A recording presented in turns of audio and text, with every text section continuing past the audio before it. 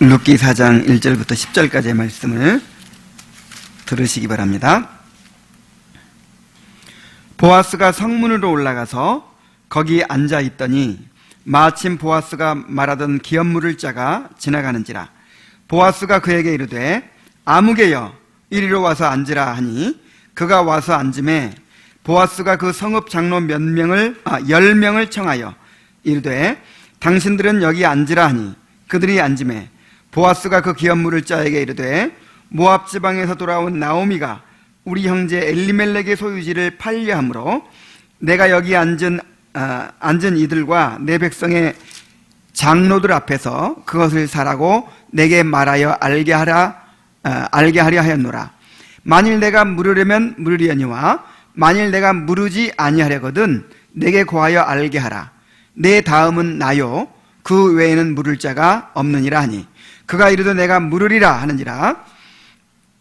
보아스가 이르되 내가 나오미의 손에서 그 밭을 사는 날에 곧 죽은 자의 아내 모압 여인 룻에게서 사서 그 죽은 자의 기업을 그의 이름으로 세워야 할지니라 하니 그 기업 물을 자가 이르되 나는 내 기업에 손해가 있을까 하여 나를 위하여 물으지 못하노니 내가 물을 것을 내가 물으라. 나는 물으지 못하겠노라 하는지라.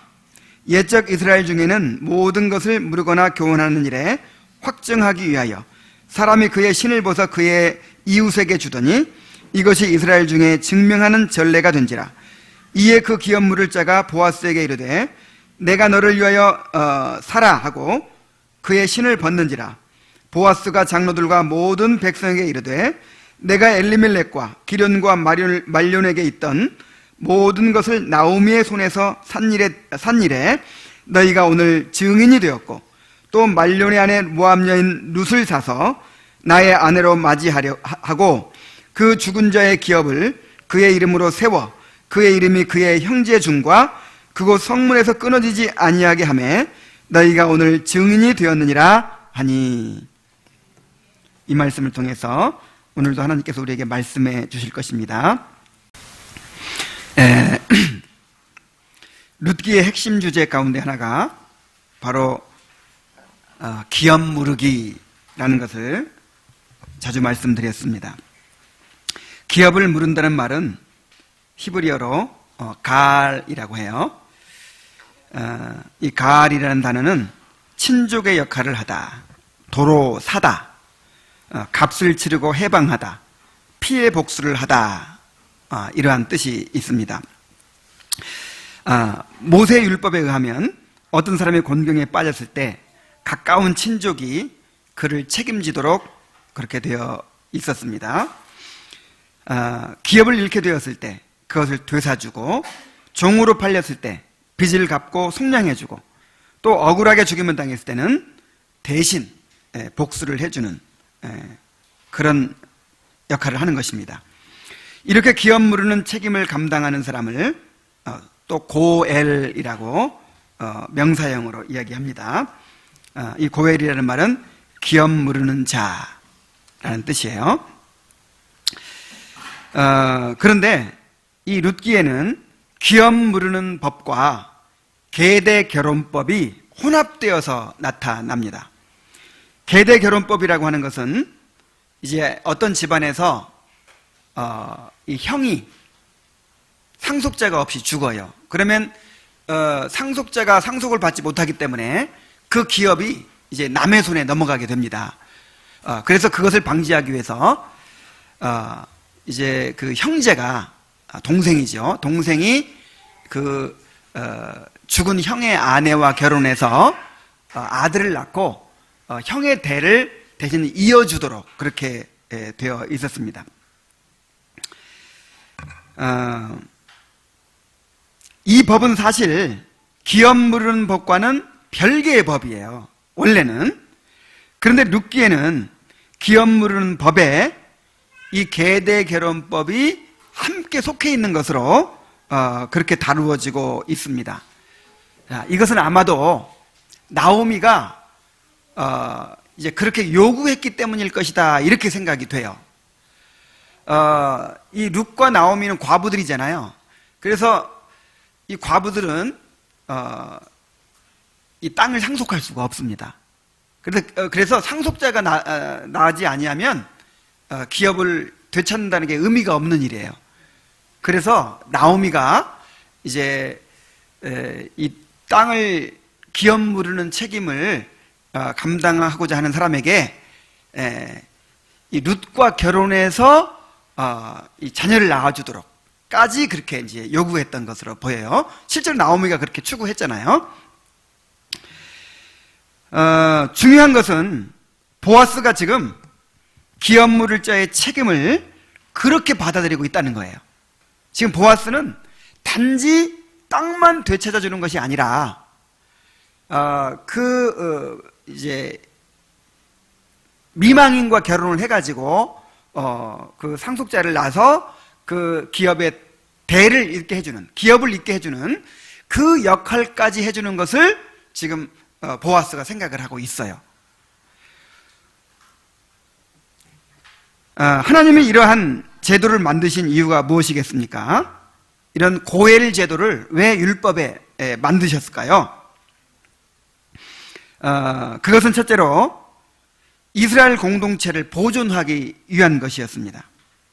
그래서 서로 이 책임을 지는 관계, 서로 보호하고 또 보살피고 돌보는 관계, 그런 관계를 통해서 공동체를 이제 보존하고 이것을 통해서 하나님 나라를 드러내기 위한 것이었어요.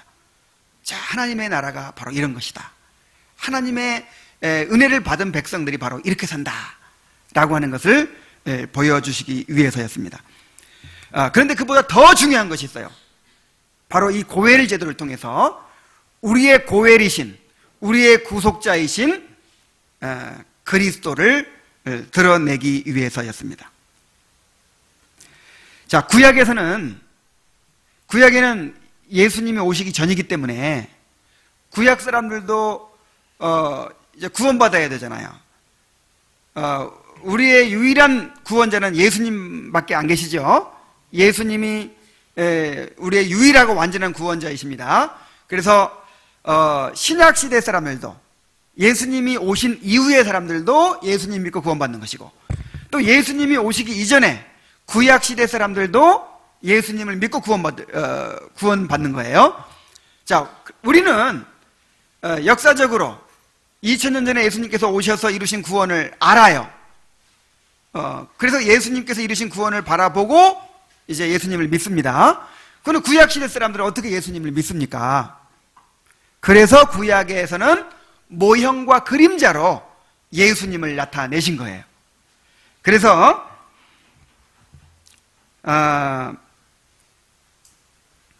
이제 성전 제도라든지 제사 제도라든지 이 절기에 관한 법이라든지 선지자와 제사장과 왕의 직분이라든지 또 이 고엘 제도라든지 이런 것들을 통해서 여러 가지 모습으로 이제 앞으로 장차 오셔서 우리의 구속을 이루어 주실 그 구속자 예수 그리스도를 나타내 주셨던 것입니다. 그러므로 룻기의 저자가 보아스의 모습을 통해서 우리에게 전해주는 메시지가 무엇이겠습니까?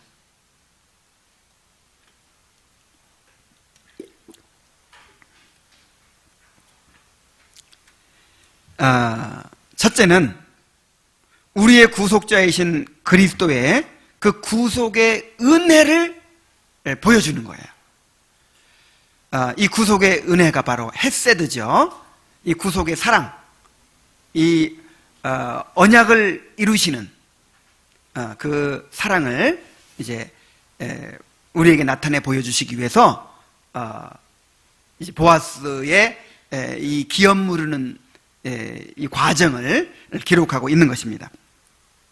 또 한 가지는 이렇게 구속의 은혜를 입은 자들이 어떻게 그 은혜를 드러내며 살아야 될지를 또 우리에게 보여주는 거예요.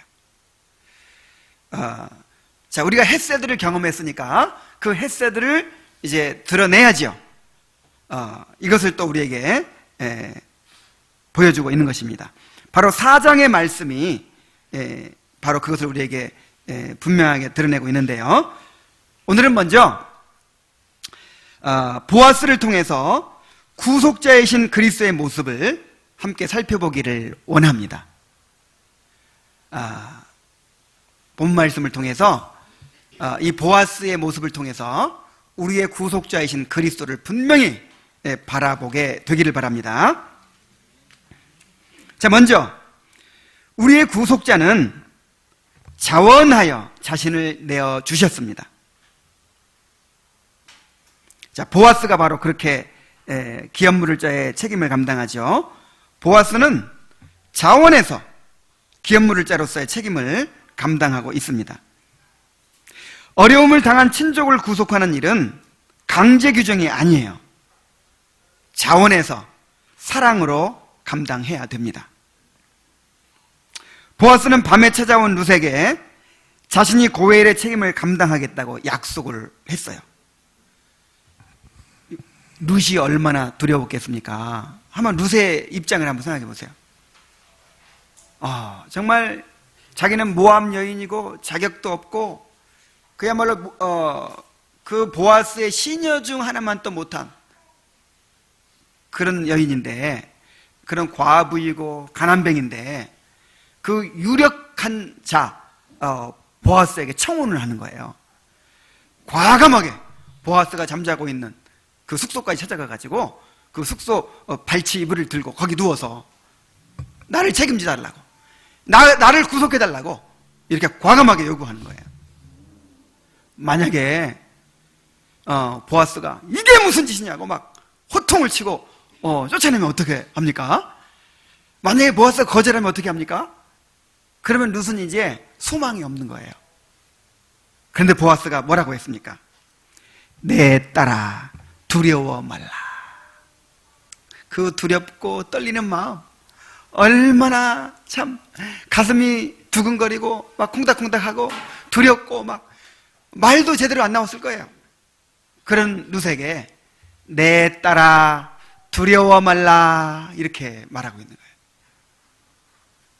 내가 내 말대로 내게 다 행하리라. 보아스는 룻을 위로하고 안심시키고 룻의 말대로 다 하겠다고 약속을 합니다. 우리 주님께서 우리에게 이렇게 위로하시고 우리의 약속을 주신 줄로 믿습니다.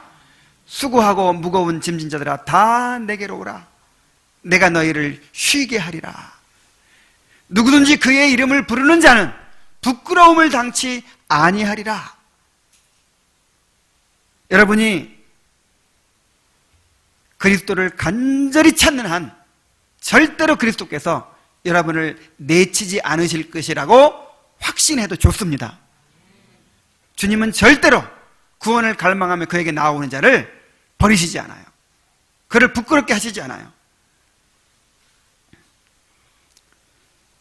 나오미는 보아스의 약속에 대해서 듣고 또 보아스가 되어준 보리를 보면서 확신을 가졌습니다. 그 사람이 오늘날 이 일을 성취하기 전에는 쉬지 아니하리라. 여러분도 확신을 가지십시오. 정말 내가 끝까지 그리스도를 의지하고 그의 구원을 바라는 한 그리스도께서 쉬지 않으실 것입니다. 그리스도께서 여러분들의 구원을 온전히 이루어 주실 것입니다. 보아스는 그 약속대로 열정을 가지고 이제 일을 진행시켜 나갑니다. 아침부터 성문에 나가서 자기보다 우선순위에 있는 친족을 만나고 성읍의 장로들을 또 모셔다가 이제 기업물자의 그 권리를 획득을 합니다. 그리고 나서 많은 돈을 들여서 기업을 되찾고 그 땅을 이제 되사야 되잖아요. 그 땅을 되찾고 룻과 결혼을 하고 그 집안을 회복시켜 주었습니다. 이와 같이 그리스도는 우리의 구속을 위하여 자원하여 자신을 내어 주신 것입니다. 예수님은 어쩔 수 없어서 그렇게 해야만 되기 때문에 구속자 역할을 하신 것이 아니에요. 우리의 구속자이신 예수님은 자원해서 우리를 사랑해서 우리의 구속자가 되셨습니다. 창세 전에, 우리가 창조되기도 전에, 만물이 생기기도 전에 삼위 하나님 간에 이 평화의 의논이 있었어요.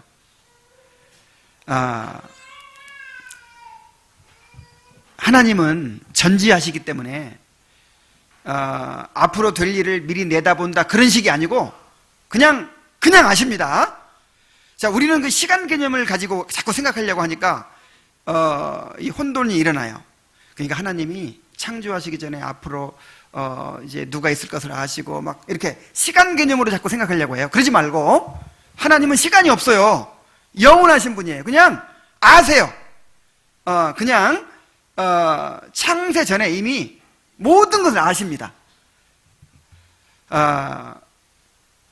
창세 전에 이제 우리가 죄를 짓고 타락해서 하나님의 무서운 진노를 받고 영원히 멸망하게 될 것을 아셨어요. 우리가 하나님의 진노를 받고 영원히 멸망하게 되더라도 하나님은 영광 받으셔야 됩니다. 하나님은 공의로우시기 때문에 영광 받으셔야 돼요. 아무런 문제가 없어요. 다시 창조하면 돼요. 그러나 예수님은 우리를 사랑하셨어요. 우리를 이대로 멸망하도록 버려두고자 하지 않으셨어요. 그래서 하나님한테 요구했습니다. 내가 친히 중보자가 되겠습니다. 내가 친히 세상에 내려가서 저 인간들과 형제가 되겠습니다. 내가 그 실패한 아담의 자리에 내가 대신 서겠습니다. 내가 하나님께로부터 매를 대신 받겠습니다. 내가 그 하나님의 무서운 진노와 저주를 대신 담당하겠습니다. 그 대신 하나님께서 나에게 주신 자들, 나의 택한 자들을 내게 주십시오. 그들을 나와 연합시켜 주시고 그들을 구원하여 나와 함께 영원한 영광을 누리게 해주십시오. 이렇게 하나님께 요구하셨어요. 그리고 하나님과 언약을 맺으셨어요. 이것을 바로 구속의 언약이라고 하는 것입니다. 자, 구속의 언약은 누구와 누가 맺으신 언약이에요? 하나님과 그의 아들 예수님께서, 그리스도께서 맺으신 언약입니다. 자신이 친히 우리의 중보자가 되어 그 몸으로 우리 죄를 대속하심으로써 하나님이 우리를 그의 공로로 값없이 구원해 주시기로 한 그런 언약입니다. 이 구속의 언약을 근거로 하나님은 또 우리에게 은혜의 언약을 세워 주셨어요. 자, 은혜의 언약이 무엇입니까? 누구든지 그리스도를 믿는 자는 그리스도 안에서 은혜로 구원해 주시겠다라고 하는 언약입니다. 예수님은 이 언약대로 우리와 같은 인간이 되어 오셔서 우리의 구속을 이루셨습니다. 예수님은 십자가에 달리셔서 우리의 모든 죄값을 치르셨어요. 우리에게 쏟아져야 될 하나님의 그 공의로운 진노를 우리 대신 다 담당하셨습니다. 우리와 연합하시고 우리에게 자기의 의의를 전가시켜 주셨습니다. 그리하여 우리가 값없이 의롭다 하심을 받고 하나님과 화평을 이루게 되었습니다. 그리고 그리스도 안에서 영원한 하나님의 나라를 기업으로 받게 되었습니다. 예수님은 지금도 여전히 우리의 구속을 완성하고 계십니다. 에베소 5장 25절 27절에서 이렇게 말씀했어요. 남편들아 아내 사랑하기를 그리스도께서 교회를 사랑하시고 위하여 자신을 주심같이 하라. 이렇게 이제 남편들에 대해서 권면하면서 그리스도께서 우리를 어떻게 사랑하셨는지를 설명을 합니다. 이는 곧 물로 씻어 말씀으로 깨끗게 하사 거룩하게 하시고 자기 앞에 영광스러운 교회로 세우사 티나 주름 잡힌 것이나 이런 것들이 없이 거룩하고 흠이 없게 하려 하심이니라. 그러니까 일단 예수님께서 우리를 얻으시기 위해서 자기를 내어주신 거예요. 자기를 십자가에 대신 내어주시고 우리를 살려주셨습니다. 그리고 그것으로 끝난 것이 아니에요. 우리를 영광스러운 당신의 신부로 세우시기 위해서, 그 영광스럽게 혼인잔치를 벌이시기 위해서 우리를 이제 거룩해 하시고 또 끊임없이 양육하시고 우리를 그렇게 완성해 가십니다.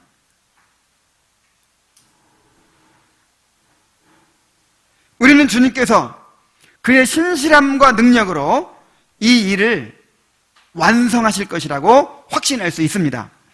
빌립보서 1장 6절에 너희 속에 착한 일을 시작하신 이가 그리스도 예수의 날까지 능히 이루실 줄을 우리가 확신하노라 그랬어요.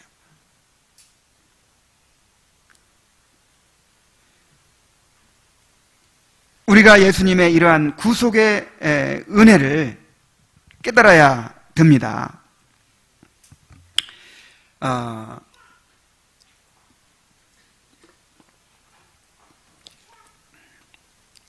여러분, 구원받는 것이 무엇입니까? 구원받는 것이 무엇이냐면은 우리에게 주어진 이 놀라운 은혜를, 이 구속의 은혜를 깨닫는 거예요.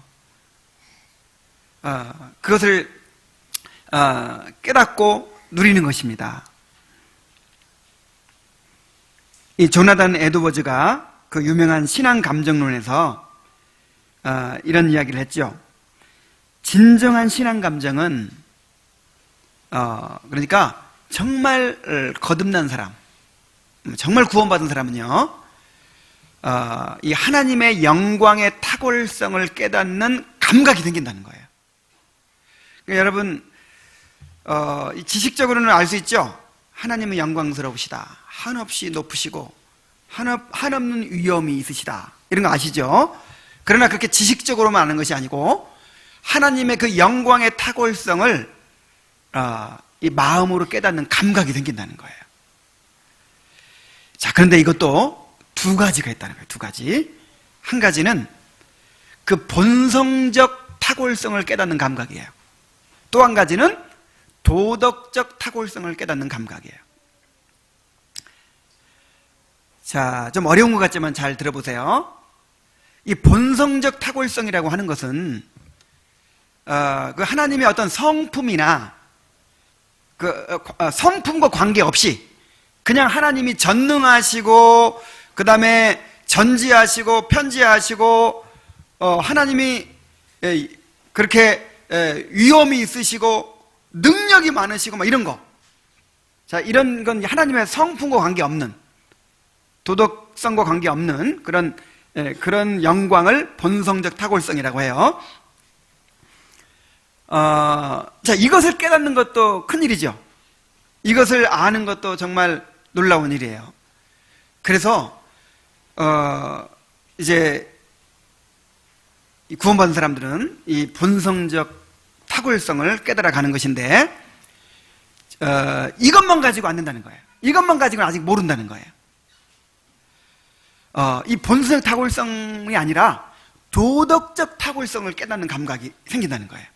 이 도덕적 탁월성은 뭐냐면 하나님의 성품과 관계된, 하나님의 도덕적인 성품과 관계된 신적인 탁월성입니다. 자, 그것은 어디에서 잘 나타나냐면은 우리를 구원하시는 그 구원의 과정 가운데 나타나는 거예요. 자, 예수님은 우리를 구원해야 될 의무가 없죠. 예수님이 우리와 같은 인간이 되셔야 될 그런 아무런 이유가 없죠. 예수님이 우리 대신 그 고난을 받으시고 하나님의 저주와 진노를 받으셔야 될 아무런 이유가 없는 거예요. 그런데도 불구하고 이 얼마나 놀라운 은혜입니까? 이 얼마나 놀라운 사랑입니까? 이 유한한 피조물, 죄로 더럽혀지고 오염된 피조물을 위해서 자기를 내어주신 거예요.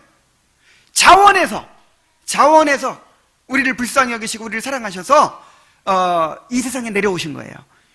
인간이 되어 내려오셔서 우리 대신 모든 그 죄에 대한 대가를 다 받으시고 우리를 구원해 주셨습니다. 자, 이러한 우리를 구속하시는 과정 가운데 나타난 이러한 하나님의 그 신적인 탁월성, 이거를 도덕적인 탁월성이라고 해요. 자, 그래서 정말 거듭난 사람은요, 단지 본성적인 탁월성만이 아니라 이런 도덕적인 탁월성을 깨달아 안다는 거예요. 그래서 그 도덕적인 탁월성 때문에 하나님을 사랑하게 된다는 거예요. 자, 어떤 사람이요, 돈 많고 능력이 있어요. 힘세요. 자, 그런 남자 있으면 매력 있겠죠. 그래서 좋아하겠죠. 근데 그것만 가지고 결혼할 수 있어요? 돈 많고 힘세고 능력 있고 학벌 좋은데 뭐가 좋아야 돼? 이야, 성품이 너무 좋아. 너무 신실하고 또 사랑이 깊고 정말 잘 인내할 줄 알고 나를 향해서 그렇게 무조건적으로 사랑해주고 이런 게 있어요. 자, 뭐 때문에 더 사랑하게 될까요? 이 도덕적인 성품 때문에 더 사랑하게 되겠죠. 정말 그 사람과 관계를 실제로 맺는 사람은 이것 때문이 아닌 거예요. 물론 이것 때문에 아닌 건 아니죠.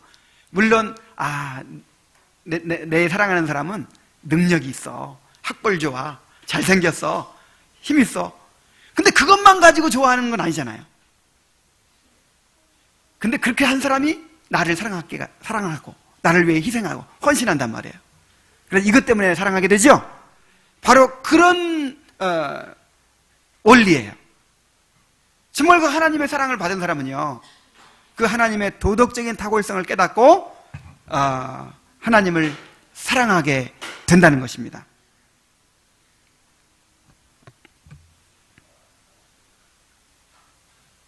하나님께서 성령으로 여러분을 깨우쳐 주셔서 그리스도의 구속의 은혜를 깨닫게 되기를 바랍니다. 그 우리를 구속하시는 과정 속에서 나타난 그 하나님의 그 신적인 탁월성을 깨닫고 경험하게 되시기를 바랍니다.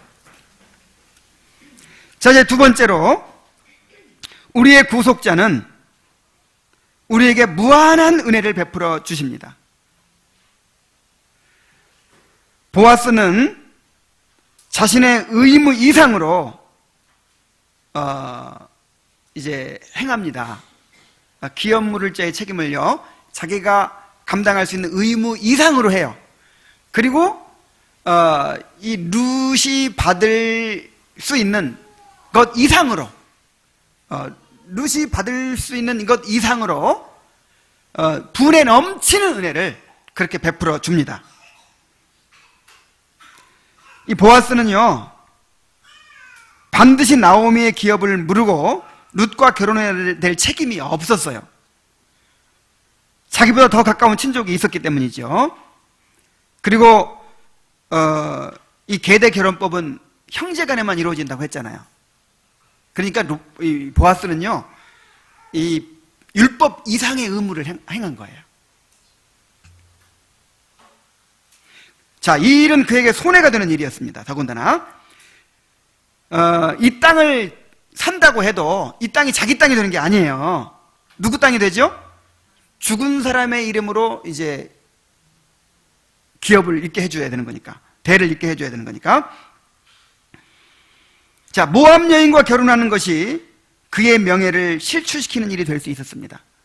야, 그렇게 존경받는 사람이, 그렇게 존경받고 유력한 자이고 그런 사람이 누가 결혼해요? 모압 여인과. 자, 모세가 구스 여인을 취한 것 때문에 그렇게 막 모세를 비난하고 원망하는 사람들이 생겼잖아요. 이거는 자기 경력에도 엄청난 손해가 되는 일이에요. 더구나 룻만 데려오면 되는 게 아니에요. 자, 누가 딸려있죠? 혹이 딸려있어. 나오미가 딸려. 나오미를 책임져야 돼.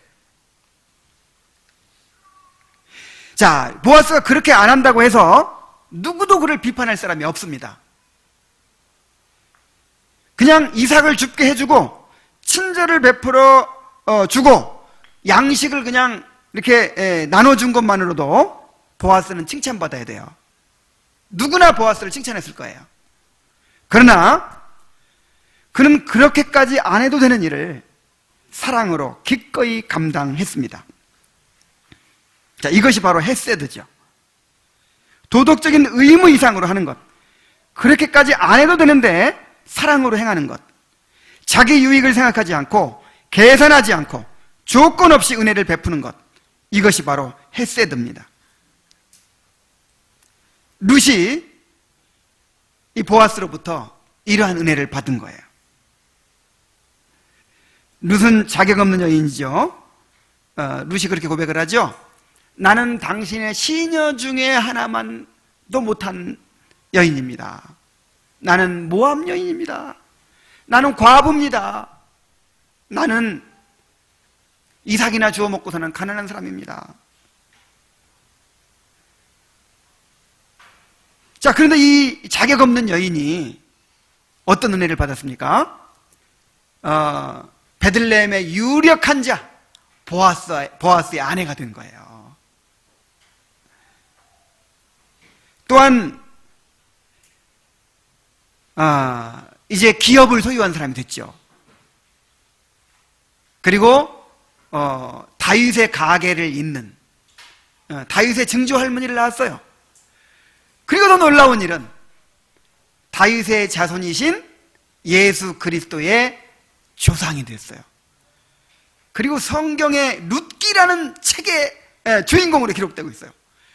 그리고 마태복음 1장 족보에 보면 룻이 당당히 예수님의 조상 중에 이름이 딱 올라가 있어요.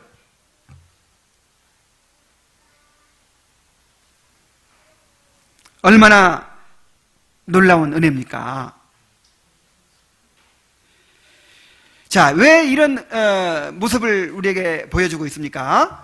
바로 그리스도에 의해서 구속받은 사람들이 이렇게 큰 은혜를 받게 된다라고 하는 것을 보여주는 것입니다. 이와 같이 그리스도가 우리에게 은혜를 베풀어 주셨어요. 그리스도는 우리를 구원해야 될 의무가 없으십니다. 범죄한 우리를 심판하시고 지옥에 던져 넣으셔도 그는 마땅히 영광을 받으셔야 합니다. 더구나 그가 우리와 연합해야 될 이유가 없어요. 한번 생각해 보세요. 아니, 창조주 하나님이 어떻게 피조물과 연합합니까? 거룩하신 하나님이 어떻게 죄로 오염된 이런 멸망받아야 될 죄인들과 연합을 합니까?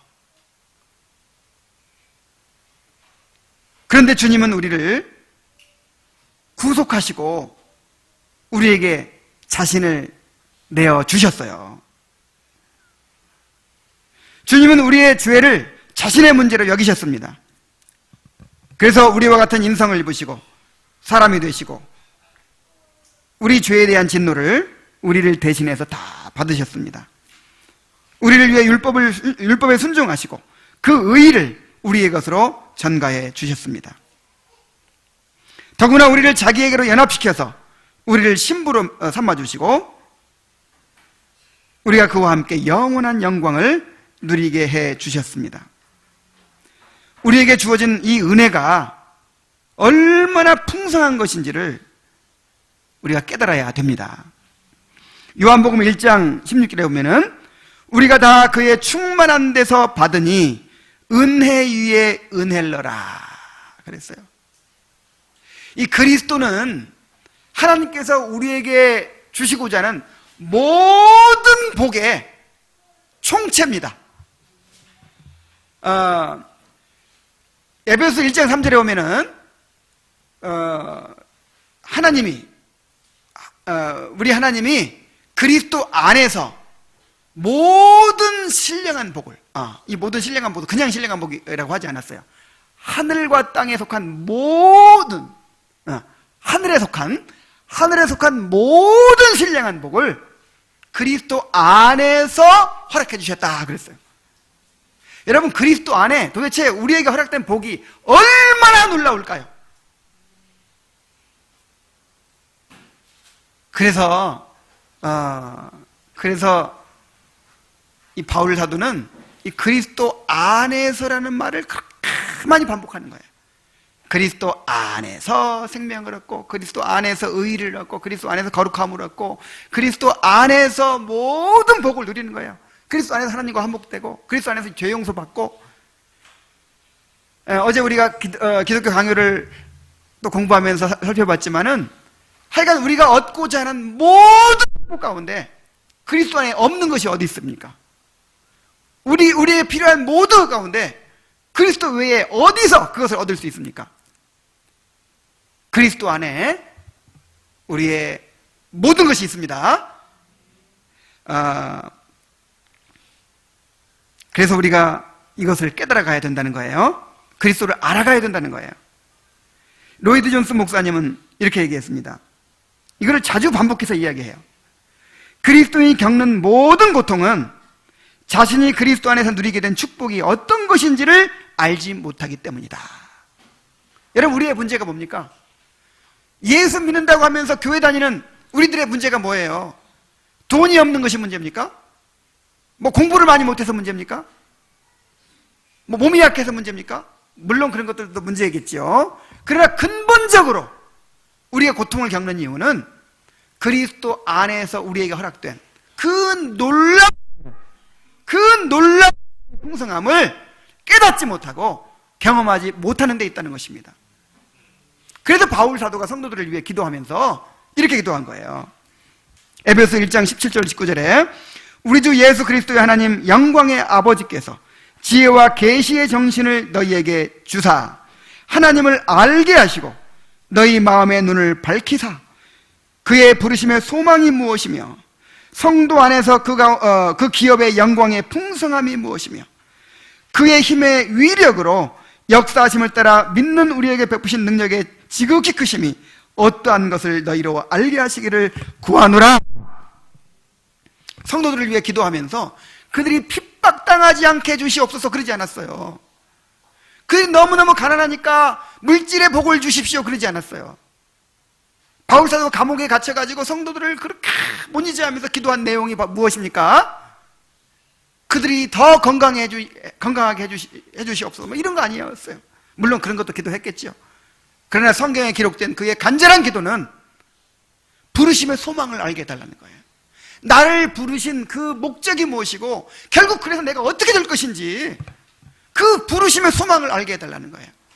그리고 그 소망이 이루어졌을 때 그 기업의 영광의 풍성함이 어떤 것인지, 하나님의 나라를 기업으로 상속받는다는 게 무엇인지, 그리스도의 영광을 함께 누리게 된다는 게 무엇인지, 하나님의 영광을 영원토록 알아가고 즐거워하게 된다는 것이 무엇인지를 그것을 알게 해달라고. 그리고 그렇게 구원을 이루기 위해서 지금 우리의 삶에 역사하고 있는, 이 공동체 안에 역사하고 있는 주님의 능력의 크심이 어떤 것인지를 알게 해달라고 그렇게 구하고 있는 것입니다. 여러분, 이것을 안다면 우리가 그렇게 무기력하게 살지 않을 거예요. 어떤 고난을 받더라도. 여러분, 바울은 지금 감옥에 갇혀 있지만 그것을 알기 때문에, 그것을 보기 때문에 이토록 감사하고 찬양하고 감격하고 있는 것입니다. 하나님께서 여러분의 마음의 눈을 밝혀주셔서 부르심의 소망이 무엇이며 그 기업의 영광의 풍성이 무엇이며 여러분들에게 지금 베풀어지고 있는 그 하나님의 구원의 능력이 어떤 것인지를 깨닫게 되기를 바랍니다. 이것이 여러분들의 소원이 되고 이것이 여러분들의 기도 제목이 되기를 바랍니다. 자, 세 번째로 우리의 구속자는 공의로우십니다. 이 보아스의 모습을 보세요. 보아스는 기업 무르는 일을 감당하는 데 있어서 율법에 따라 아주 공의롭게 이 일을 행하고 있습니다. 자, 룻이 밤에 찾아왔을 때 참 파격적인 청혼이죠. 이 남자인데, 보아스가 남자고 아무도 없는 밤이에요. 그리고 이불 속에 누워있는데 그 이불 밑에 들어와 있는 거예요. 그런데 보아스의 태도를 보세요. 아주 얼마나, 참 이게 진짜 남자입니다. 이게 진짜 남자예요. 만약에 거기서 부정한 일을 저지르면 보아스는 자격이 없어지는 거예요. 그런데 조금도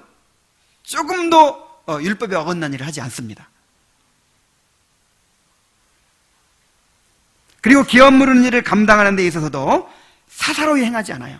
이렇게 살금살금 막 개인적으로 만나가지고 뭐 이렇게 일을 꾸미고 이러지 않아요. 정당하게 이제 사람들의 그 재판 장소인 성문에서 그 기업 물은 자를 만나고, 그 다음에 장로들을 모셔다가 그렇게 합법적으로 이제 기업 물을 자의 자격을 획득을 합니다. 이제 보아스보다 더 가까운 친족이 있기 때문에 이제 그 사람으로부터 그 권리를 이제 양도받아야 되는 거예요.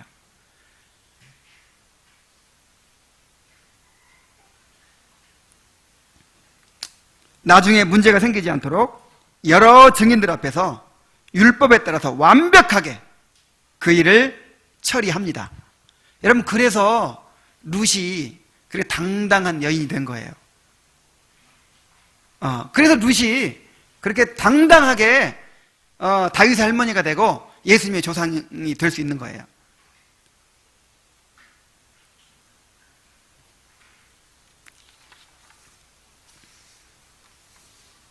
보아스는 이렇게 기업물을 권한을 얻은 후에 모든 값을 치르고 기업을 되찾고 룻과 이제 결혼을 하고 나오미의 집안을 이제 회복시켜 주었습니다. 이 일이 정말 너무나도 공정하게, 정당하게, 그렇게 율법에 따라서 그렇게 이루어진 일이에요. 이와 같이 그리스도는 하나님의 율법에 따라서 공의롭게 우리의 구속을 이루십니다.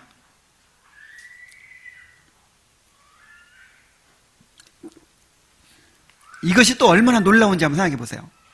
자, 우리가 그 하나님을 알 때, 그 하나님의 거룩함도 알고, 전능하심도 알고, 전지하심도 알고, 그 하나님의 그 속성들을 우리가 알아가야죠. 그리고 그것을 이제 영광을 돌리고 찬양해야죠. 그런데 하나님의 공의에 대해서 한번 생각해 보세요. 하나님의 공의. 하나님의 의로우심에 대해서 한번 생각해 보십시오. 우리를 구원하시는데 그냥 하나님이니까 그냥 구원해버려. 자, 그럴 수 있나요? 그렇게 하지 않는 거예요. 우리가 구원받으려면요, 이제 아담이 하나님과 맺은 언약이 있었죠. 아담이 하나님과 언약을 맺고 이제 그 언약을 어겼잖아요. 그 언약을 어겼기 때문에 그 아담 안에 속한 모든 사람들이 다 이제 죄인이 되고 사망에 이른 거예요. 이것은 하나님의 법이에요. 하나님과 맺은 언약이에요. 자, 이것을 예수님이 존중하시는 거예요. 율법에 따라 모든 사람이 이제 율법에 따라 행해야 되고, 죄를 지은 사람은 어떻게 해야 되죠? 다 벌을 받아야 돼요. 이 율법을 예수님은 존중하시는 거예요. 그래서 우리를 구원하시되 공의롭게, 너무나도 공의롭게 율법에 따라서 그렇게 우리를 구원하시는 것입니다. 그래서 우리가 구원받으려면요, 우리의 이 죄값을 받아야 돼요. 우리가 언약을 어기고 하나님의 영광을 침해하고 거룩함을 더럽힌 그렇게 하나님께 반역한 그런 죄에 대한 그런 대가를 치러야 돼요. 하나님의 그 진노를 다 받아야 돼요.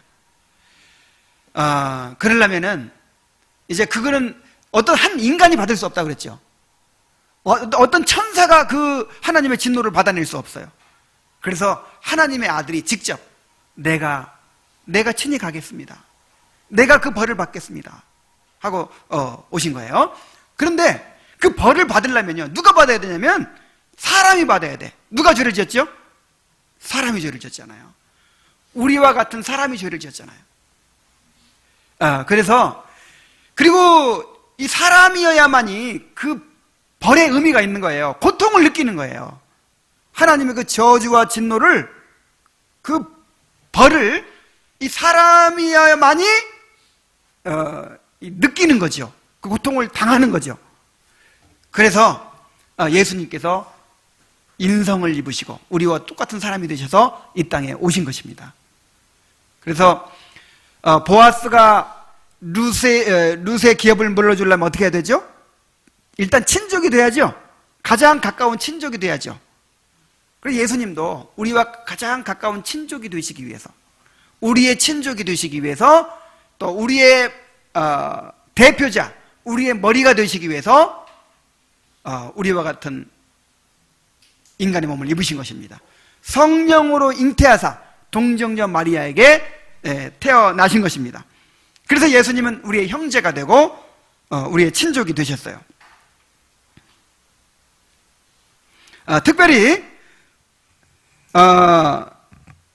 이제 우리가 구원받으려면 하나님의 공의가 만족돼야 되죠. 공의. 하나님의 공의는요, 율법의 요구가 뭐예요? 이제 그 죗값을 치르라는 거잖아요. 벌 받는 거잖아요. 우리는 하나님의 공의대로 하면 마땅히 지옥에 던져져야 됩니다. 그런데 하나님은 우리를 사랑하시기 때문에 그렇게 하기를 원치 않으세요. 그러나 또 우리가 구원받으려면 반드시 그 하나님의 공의로운 그 요구가 만족돼야 돼요.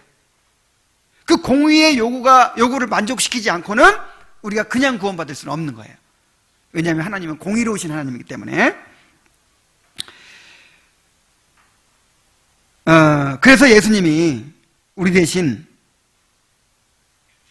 하나님의 진노와 저주를 받으심으로 하나님의 공의를 만족시키셨습니다. 그렇게 해서 하나님께서는 자기도 의로우시며 또 우리도 의롭다고 하실 수 있게 된 거예요. 만약에 예수님의 이러한 희생이 없었으면, 예수님께서 우리 대신 진노를 받지 않으셨으면 우리를 의롭다고 하실 수 있을까 없을까요? 없죠. 만약 우리를 의롭다고 하시면 하나님이 불의한 자가 되는 거예요. 그래서 하나님이 의로우시려면 우리가 지옥 가야 돼. 그런데 우리를 의롭다고 하시면 하나님이 불의한 자가 되는 거예요. 그런데 예수님께서 우리 대신 그 진노를 받으시고 하나님의 공의를 만족시키심으로써, 예수님이 우리의 중보자가 되심으로써 하나님은 우리를 의롭다고 하시면서도 자기도 의로우실 수가 있게 된 것입니다. 이것이 로마서 3장 25절에 나오죠. 그래서 예수님의 십자가는요, 예수님께서 십자가를 지신 것은 하나님의 율법을 존중하고 또 하나님의 공의를 가장 높이 그렇게 존중하신 행동이었어요. 그래서 예수님의 십자가를 바라보면서 우리의 죄가 얼마나 큰 것인지를 봐야 되고요, 예수님이 하나님의 율법을 얼마나 존중하셨는지, 하나님의 공의를 얼마나 존중하셨는지를 우리가 바라보아야 되는 것입니다. 예수님께서 우리와 연합하셨다. 이것도요, 자, 예수님은 우리의 머리가 되시고 우리는 그의 몸이 됐죠. 예수님 포도나무가 되시고 우리는 그의 가지가 됐죠. 예수님은 우리의 남편이 되시고 우리는 그의 신부가 됐죠. 자, 이것도 한번 생각해 보세요. 이게 얼마나 놀라운 일입니까? 예수님이 우리를 우리의 처지에까지 낮추어 주셨기 때문에 이렇게 된 거예요. 여러분, 우리는 불완전하죠? 완전하신 하나님의 아들이 불완전한 우리와 결혼했어요. 불완전한 우리와 연합했어요. 한 몸을 이루셨어요. 그러니까 예수님도 어떻게 돼버렸어요? 불완전해지셨어요.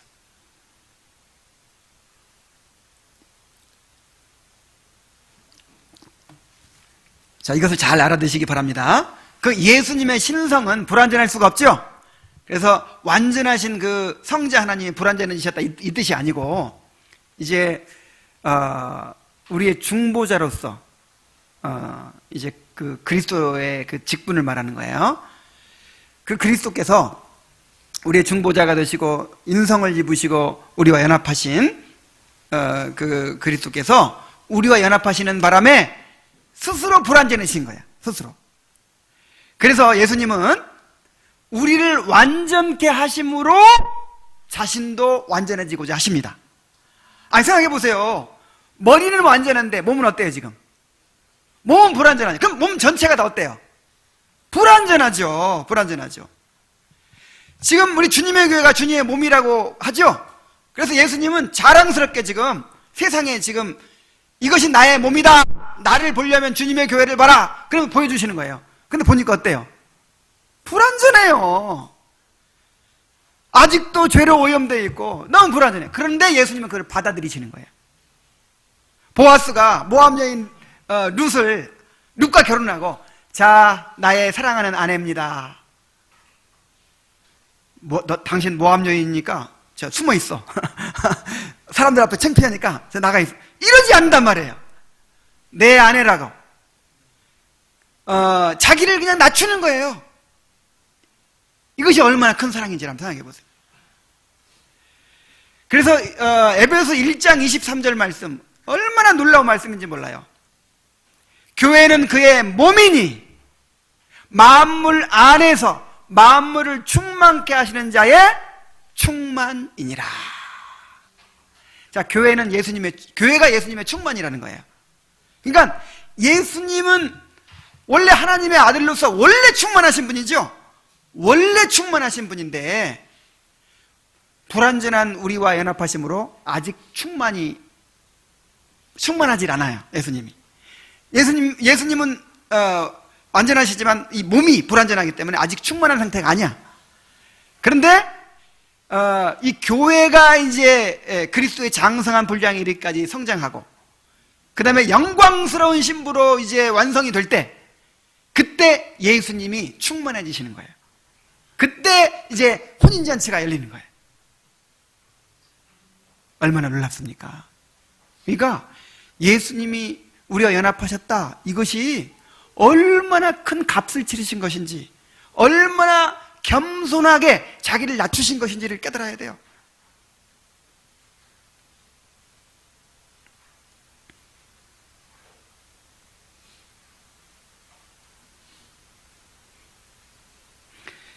여러분, 은혜라고 하는 것은요, 받은 사람에게는 거저죠.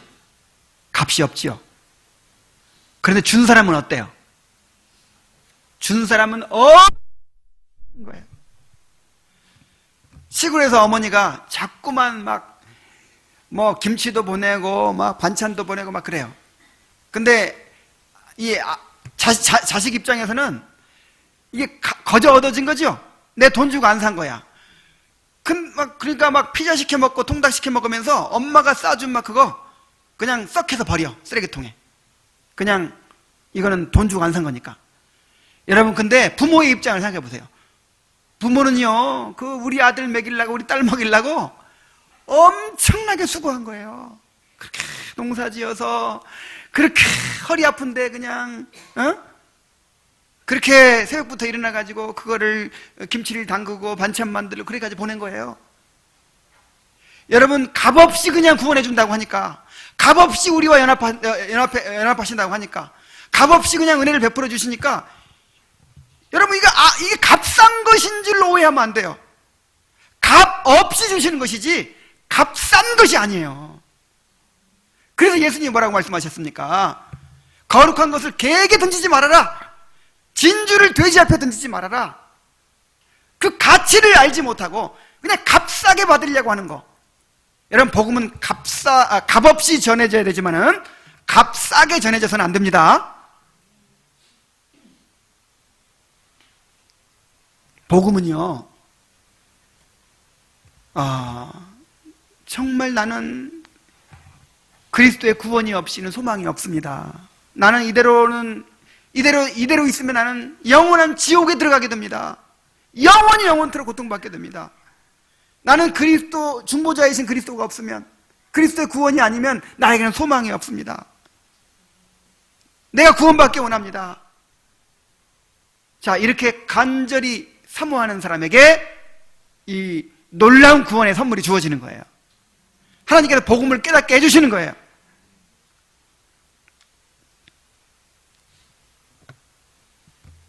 우리에게 주어진 모든 은혜가 그리스도께서 자신을 내어주신 그 엄청난 희생을 통해서 주어진 것이라는 사실을 여러분 잘 깨닫게 되시기 바랍니다. 여러분, 이렇게 이제 어제가 종교개혁 기념일이었죠. 10월 31일 날 비텐베르크 성당에 대자보를 붙이면서 루터가 대자보를 붙이면서 종교개혁이 시작됐어요. 그래서 여러분, 이제 우리는 종교개혁 기념일을 맞이해서 이제 많은 세미나들이 있고 한데, 우리는 좀 늦게 이제 11월 22일 날 합니다. 그렇게 하지만 우리가 이렇게 예배 드릴 수 있는 거, 복음의 말씀을 들을 수 있는 거, 우리가 성경을 소유하고 볼 수 있는 거, 이런 사소한 은혜들이요, 그냥 얻어진 것이라고 생각하면 안 돼요.